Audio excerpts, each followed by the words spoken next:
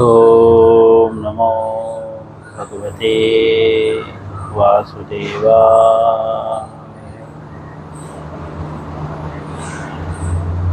ओम नमो भगवते वासुदेवाय।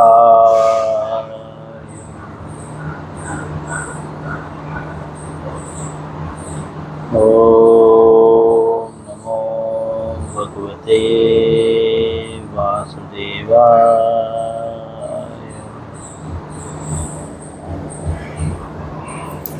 श्रीमद् भगवत गीता अध्याय 6वां, श्लोक 6वां। 6 अध्याय का श्लोक नंबर 6। सभी लोग भगवत गीता अपने सामने रखें और श्लोक को पढ़ने का प्रयास करें। बंधुरात्मात्मनस्तस्य येनात्मेवात्मना जितः अनात्मनस्तु शत्रुवे वर्ते तात्मेव शत्रुवः। पुनः एक बार पढ़ेंगे। बंधुरात्मात्मना तस्य येनात्मेवात्मनः जितः अनात्मनस्तु शत्रुवे वर्तेतात्मेव शत्रुवः। पुनः हम एक बार पढ़ेंगे। बंधुरात्मात्मनस्तस्य येनात्मेवात्मनः जितः अनात्मनस्तु शत्रुवे वर्तेतात्मेव शत्रुवः। शब्दार्थ, अनुवाद और तात्पर्य श्रील प्रभुपाद जी के द्वारा। शब्दार्थ: बंधु, मित्र, आत्मा, मन, आत्मनः जीव का, तस्य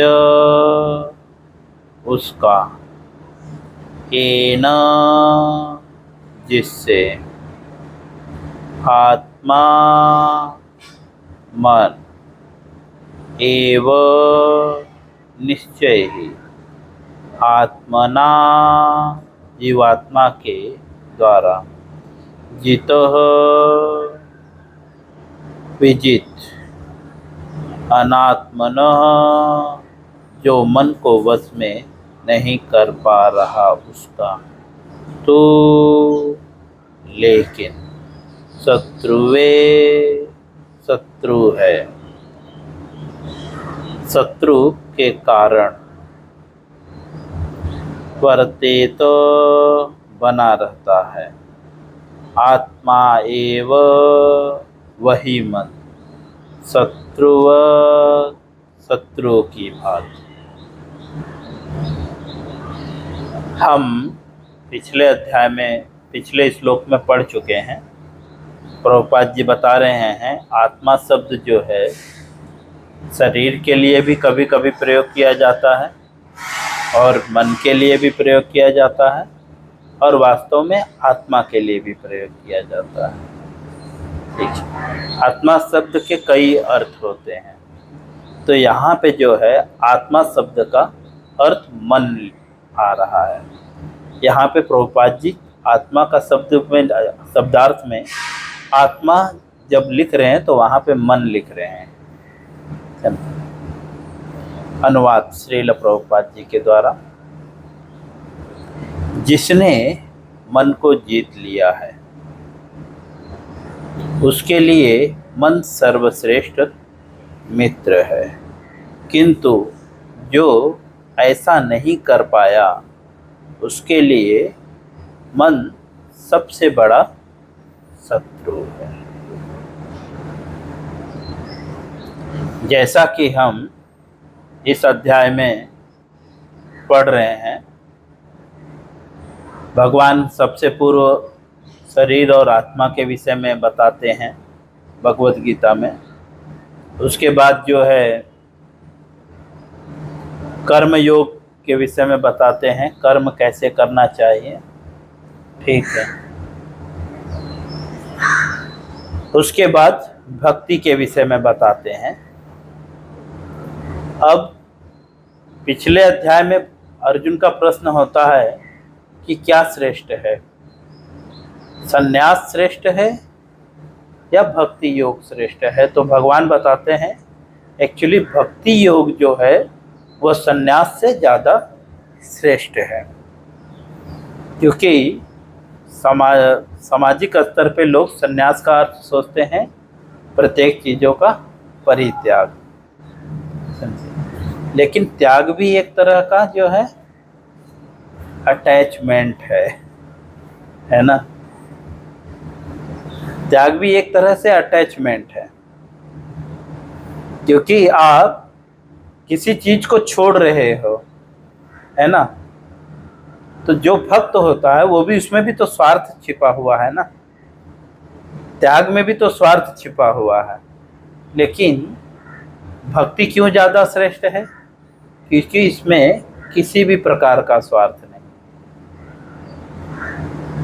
संन्यास में स्वयं का स्वार्थ है, त्याग में स्वयं का स्वार्थ है, लेकिन भगवत गीता में भगवान बताते हैं जो समस्त कामनाओं से रहित है वह व्यक्ति जो है मुक्ति के योग्य है या मुक्त है ना।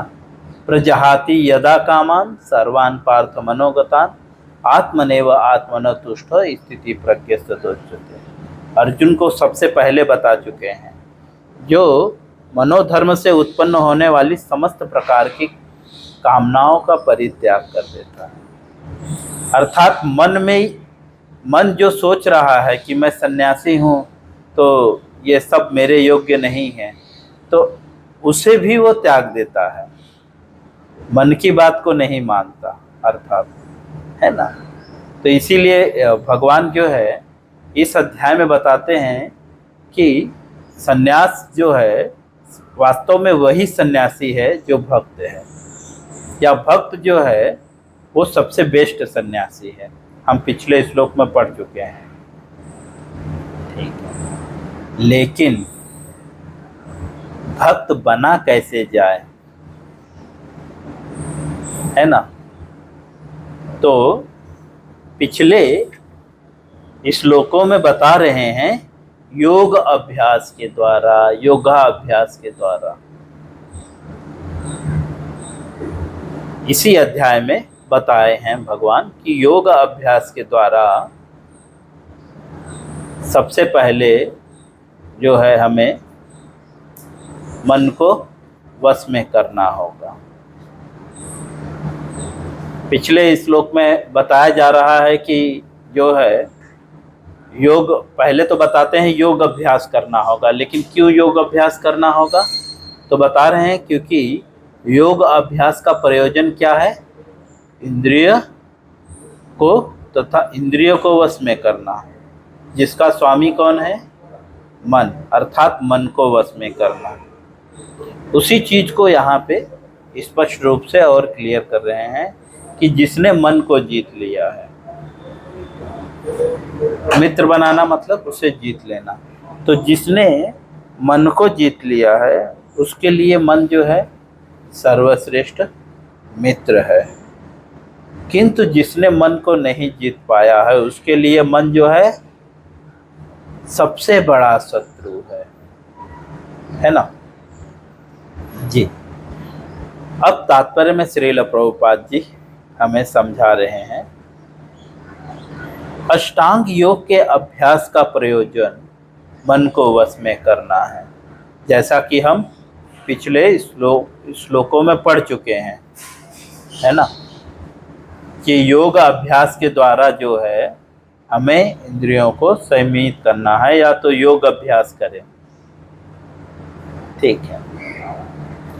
तो यहाँ पे बता रहे हैं कि अष्टांग योग का जो प्रयोजन है, अष्टांग योग मतलब आसन, प्राणायाम, ध्यान, धारणा, है ना। तो ये इसका मुख्य प्रयोजन क्या है? इंद्रियों को और मन को वश में करना। लेकिन भौतिक जगत में क्या कर रहे हैं लोग? योग किस लिए कर रहे हैं?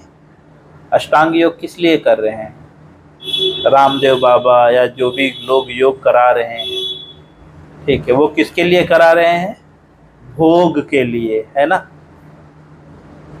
ताकि हमारी इंद्रियां स्ट्रांग हो और हम उसका भोग कर सकें। और इसीलिए वो जो है, वे लोग जो है कर तो बहुत कुछ रहे हैं प्रयत्न, लेकिन सफल नहीं हो रहे हैं, क्योंकि प्रयत्न जो है गलत लक्ष्य को रख के किया जा रहा है ना। देखो इतने सारे योग कर रहे हैं लोग, डायबिटीज को कंट्रोल करने के लिए, ब्लड प्रेशर को कंट्रोल करने के लिए, लेकिन कंट्रोल हो रहा है क्या? नहीं हो रहा है, क्योंकि योग का मुख्य प्रयोजन क्या है? मन को वश में करना। लेकिन हम किस लिए कर रहे हैं? मन को भोग में लगाने के लिए, है ना। हमारा प्रयोजन ही गलत है।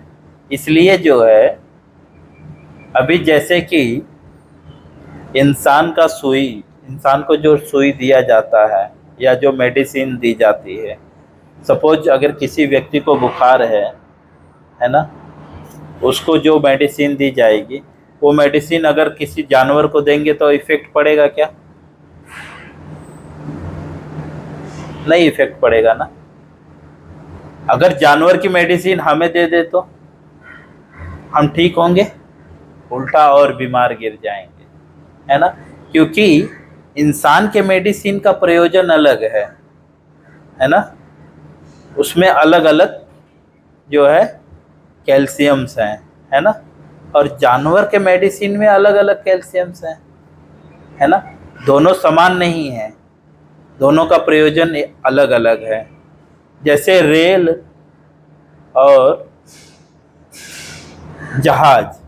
जहाज को रेल की पटरी पे चलाया जा सकता है, क्योंकि दोनों का प्रयोजन अलग है। एक आकाश में उड़ता है और एक पटरी पे चलता है। रेल पटरी पे चलती है, क्या रेल उड़ सकता है? नहीं, है ना, क्योंकि उसका प्रयोजन क्या है? पटरी पे चलना, है ना। और प्लेन का प्रयोजन क्या है? आकाश में उड़ना, है ना। तो हम वही कर रहे हैं। अष्टांग योग का प्रयोजन है मन को वश में करना, लेकिन हम मन को भोग में लगा रहे हैं और अष्टांग योग कर रहे हैं, तो उसका प्रभाव हमें नहीं मिल रहा है या हमारे ऊपर नहीं पड़ रहा है। आगे लिखते हैं, जिसने मानवीय लक्ष्य प्राप्त करने में वह मित्र बना रहे। अष्टांग योग का प्रयोजन जो है मन को वश में करना है। तो मन को क्यों वश में किया जाए? तो प्रभुपाद जी लिखते हैं, जिससे जो है मानवीय लक्ष्य, जो मनुष्य जीवन का लक्ष्य है, वह उसको प्राप्ति के लिए जो है वह मित्र बना रहे। क्योंकि हम पिछले श्लोक में पढ़ चुके हैं, मन जो है हमारे बंधन और मोक्ष का कारण है, ठीक है। तो हम योग किस लिए करते हैं? ताकि मन हमारा मित्र बना रहे, है ना, ताकि वो हमें प्रॉब्लम ना करे, है ना। जैसे हम किसी देश पे आक्रमण करने जा रहे हैं, तो उसके जो मध्य में जो देश आता है, जो सेंटर में देश आता है, उससे हम मैत्री करते हैं। उससे झगड़ा करते हैं कि मैत्री करते हैं? मैत्री करते हैं ना, ताकि हम लक्ष्य तक पहुंच सकें, है ना। तो इसीलिए जो है मन जो है ये बुद्धि और इंद्रियों के बीच का जो है व्यक्ति है जी। तो मन को क्यों कंट्रोल करना है? क्योंकि जो मनुष्य जीवन का लक्ष्य है उसके प्राप्ति के लिए ये हमारी सहायता कर सके। आगे, मन को वश में किए बिना योगाभ्यास करना मात्र समय को नष्ट करना है। अब प्रभुपाद जी हमें समझा रहे हैं, मन को वश में किए बिना योगा अभ्यास करना जो है समय जो है नष्ट करना है, मात्र समय को नष्ट करना है। अर्थात अगर हम योगा अभ्यास कर रहे हैं और मन को भोग में लगाए हुए हैं तो ये क्या है? हमारा समय नष्ट है, इससे कोई बेनिफिट नहीं होने वाला।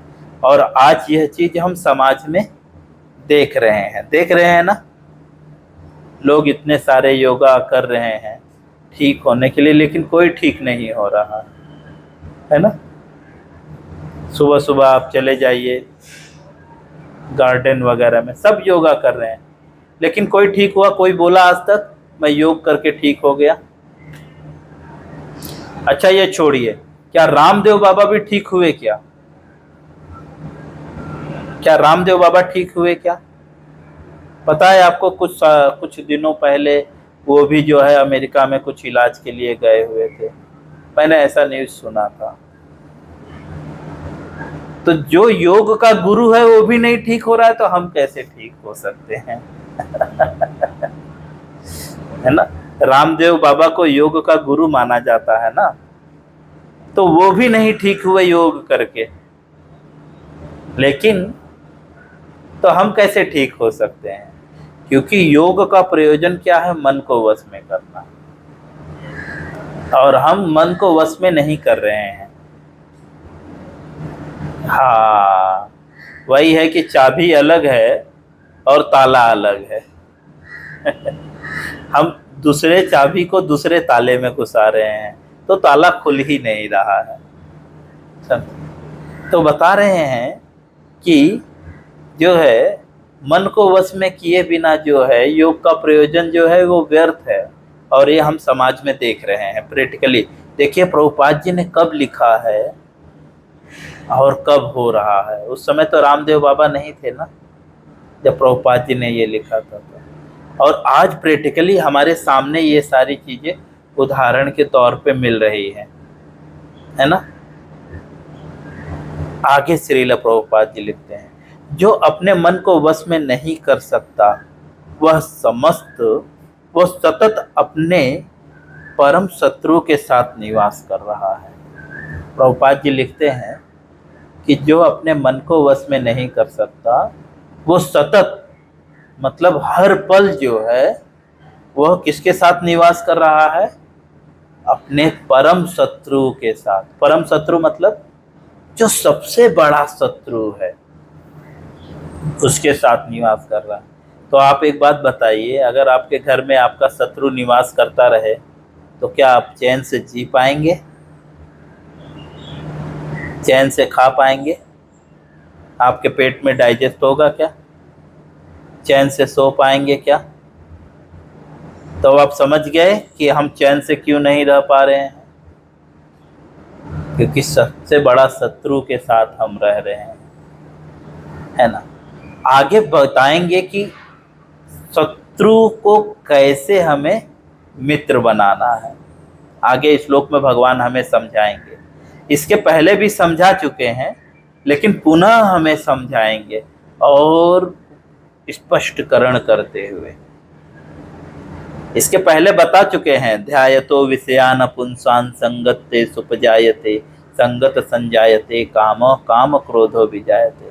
मन जो है इंद्रिय विषयों का चिंतन करता है, इसलिए वो हमारा शत्रु बन बैठा हुआ है, समझे। इसको इंद्रिय विषयों से अलग रखना होगा, तब ये हमारा मित्र बन सकता है ना। जैसे हमारे मित्र थे, उनके पिताजी जब दारू नहीं पिए रहते थे ना, तो आप उनसे बात करेंगे तो इतना प्रेम से बात करेंगे कि आप बोलेंगे कि वो मेरे पिताजी सबसे बेस्ट हैं। लेकिन दारू पीने के बाद उनका नाटक चालू हो जाता था। दारू पीने के बाद गाली देना, मारना पीटना, ये तो हम आम जिंदगी में भी देखे हैं, है ना। हमारे इर्द गिर्द में हम देखे रहते हैं। व्यक्ति बहुत शांति से रहता है, जिस दिन दारू पीता है उस दिन पूरा सोसाइटी उसे जान जाता है ना। जिस दिन दारू नहीं पिया रहता उस दिन सोसाइटी का वॉचमैन भी नहीं जानता कि ये प्रभु जी कब चले गए और कब आ गए, है ना। कभी कभी लोग पूछते भी हैं क्या फला व्यक्ति है कि नहीं है, तो बोलेंगे क्यों भाई ऐसा क्यों पूछ रहे हैं? क्योंकि आजकल वो दिख नहीं रहे हैं। क्योंकि दिखते कब हैं? जब दारू पीते हैं है ना। तो यहाँ पे बता रहे हैं कि वह परम शत्रु के साथ निवास कर रहा है और इस तरह उसका जीवन तथा लक्ष्य दोनों ही नष्ट हो जाते हैं। किस प्रकार? जीवन भी नष्ट हो जाता है। जैसे मैंने आपको बताया, अगर आपके घर में कोई शत्रु रह रहा है तो आप न चैन से जी पाओगे, न चैन से खा पाओगे, तो जीवन में भी और ना कोई आध्यात्मिक जप भी नहीं कर पाओगे। इसीलिए जो है मन को मित्र बनाना होगा। और कैसे मित्र बनाना होगा वो आगे बताया जा चुका है। मैंने इसलिए बताया कि भगवान पहले भी सब कुछ बता चुके हैं, लेकिन एक चीज को और विस्तार से बता रहे हैं। इसीलिए दूसरे अध्याय का नाम गीता का सार रखा गया है। एक्चुअली पूरी गीता का बात वहां पे बता चुके हैं, बस उसी को जो है और विस्तार से हमें भगवान समझा रहे हैं। आगे श्रील प्रभुपाद जी लिखते हैं, जीव की स्वाभाविक स्थिति यह है कि वह अपने स्वामी की आज्ञा का पालन करे। जीव की जो है मतलब हमारी स्वाभाविक स्थिति क्या है? अपने स्वामी की आज्ञा का पालन करें।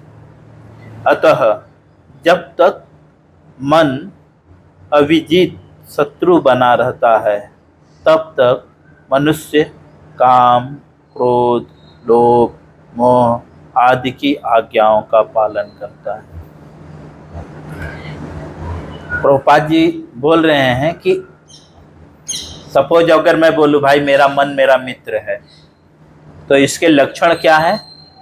तो प्रभुपाद जी लिख रहे हैं कि आपको कैसे पता चलेगा कि आपका मन आपका शत्रु है या मित्र है। तो बता रहे हैं कि जब तक मन जो है अभिजीत, मतलब आपने मन को जब तक नहीं जीता है तब तक वो क्या करेगा? किसकी आज्ञा का पालन करेगा? काम, क्रोध, लोभ, मोह, इन सब की आज्ञा का पालन करेगा।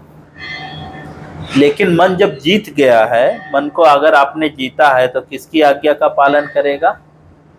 अपने स्वामी की आज्ञा का। तो हर व्यक्ति का स्वामी कौन है? सब जानते हैं, चोर उचक्के भी जानते हैं, भगवान स्वामी है, सबके स्वामी भगवान है ना। तो अर्थात जो भगवान की आज्ञा का पालन करेगा, अर्थात जो व्यक्ति, अगर हम वैदिक नियमों का पालन कर रहे हैं तो यह जान लीजिए कि हमारा मन जो है हमारा मित्र है। लक्षण बता रहे हैं। और हमारा मन शत्रु कब है? कैसे पता चलेगा? जब वह काम की इच्छा करेगा। काम का मतलब निजीरेंद्र तितिवांछा तारे नाम काम। काम का मतलब क्या है? निजीरेंद्र तृप्तिवांछा। और कृष्णेरेंद्र तृप्तिवांछा धरे प्रेम नाम। और काम से क्या उत्पन्न होता है? स्वाभाविक क्रोध। काम एष क्रोध एष, है ना, दूसरे अध्याय में। फिर क्रोध से क्या उत्पन्न होता है? लोभ उत्पन्न होता है। काम एष क्रोध एष रजोगुण समुद्भव। रजोगुण जो है वो लोभ, लालच। और फिर क्या होता है? लोभ के बाद मोह उत्पन्न होता है। काम एष क्रोध एष रजोगुण समुद्भव। फिर क्रोधात् भवति सम्मोहा, मोह उत्पन्न हो जाता है। आदि की आज्ञाओं का पालन करता है। किंतु जब मन पर विजय प्राप्त हो जाती है तो मनुष्य इच्छा अनुसार उस भगवान की आज्ञा का पालन करता है। अब प्रभुपाद जी और क्लियर कर रहे हैं कि अगर मन आपका वास्तव में जब मित्र बन जाएगा तो आप किसकी आज्ञा का पालन करोगे? इच्छा अनुसार, स्वेच्छा से जो है भगवान के आदेश का पालन करोगे। अभी हम लोग स्वेच्छा से भगवान के आदेश का पालन कर रहे हैं क्या? परेशान होकर पालन कर रहे हैं, समझे? बहुत जब कष्ट पा गए हैं तब उस कष्ट से निकलने के लिए भगवान की आज्ञा का पालन कर रहे हैं, स्वेच्छा से नहीं कर रहे हैं। लेकिन जब स्वेच्छा से आप भगवान के आदेशों का पालन करने लगोगे तो आप समझ जाओ कि मन आपका मित्र हो चुका है। जो सबों के हृदय में परमात्मा स्वरूप में स्थित है। भगवान जो है सबों के हृदय में किस रूप में स्थित है? परमात्मा स्वरूप में। वास्तव में वास्तविक योगाभ्यास हृदय के भीतर परमात्मा से भेंट करना तथा उसकी आज्ञा का पालन करना है। वास्तव में योगाभ्यास क्या है? हृदय में बैठे हुए परमात्मा के से भेंट करना है, समझे, और उनके आदेशों का पालन करना है। जो व्यक्ति साक्षात कृष्ण भावनामृत स्वीकार करता है वह भगवान की आज्ञा के प्रति स्वतः समर्पित हो जाता है। प्रभुपाद जी लिख रहे हैं जो व्यक्ति कृष्ण भावनामृत स्वीकार करता है, अर्थात जो व्यक्ति प्रत्येक कार्य भगवान कृष्ण के लिए करता है वह स्वतः ही जो है भगवान के प्रति जो है उनकी आज्ञा के प्रति समर्पित हो जाता है। लेकिन पिछले श्लोक में प्रभुपाद जी तात्पर्य में लिखते हैं कि अगर आपको इसका अनुभव नहीं हो रहा है कि आत्मा आपका मित्र है तो यंत्रवत प्रयास करना होगा, है ना। चौथे श्लोक में, इसी अध्याय के चौथे श्लोक में बता रहे हैं कि अगर आपको यह अनुभव नहीं हो रहा है क्योंकि मन जब आपका मित्र होगा तो वो क्या होगा? आपके उद्धार का कारण हो जाएगा, समझे। उद्धार मतलब समस्त प्रकार के कष्टों से मुक्त, समझे। कष्टों से मुक्त का लक्षण क्या है? कि आप हमेशा आनंदित रहेंगे, मन से प्रसन्न रहेंगे, है ना। आत्मनेव आत्मना तुष्ट, ठीक, ये लक्षण है, ठीक। अगर ऐसा नहीं हो रहा है तो यंत्रवत प्रयत्न करना होगा भौतिक इच्छाओं को वश में करने के लिए या मन को वश में करने के लिए। मन को वश में करने के लिए यंत्रवत प्रयत्न का मतलब मैं आप लोग को बार बार बोलता हूँ, टाइम टेबल बना लीजिए, टाइम टेबल बना लीजिए। अब मुझे ये टाइम पे उठना है, ये टाइम पे जप करना है, ये टाइम पे भगवान को भोग लगाना है, ये टाइम पे हमें पढ़ना है, ये टाइम पे सोना है। बस टाइम का पालन कीजिए।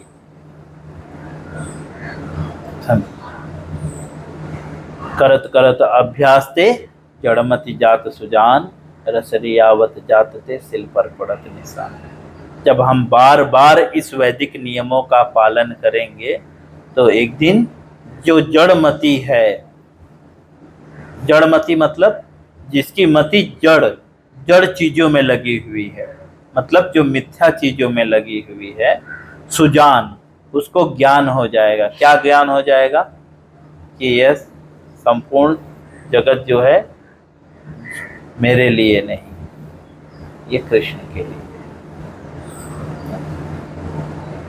रसरी यावत जात ते सिल पर पड़त, जैसे रस्सी के आने जाने से धीरे धीरे सिल पर निशान पड़ जाता है, वैसे ही हम सुजान हो जाएंगे, मतलब वास्तविक ज्ञान हो जाएगा।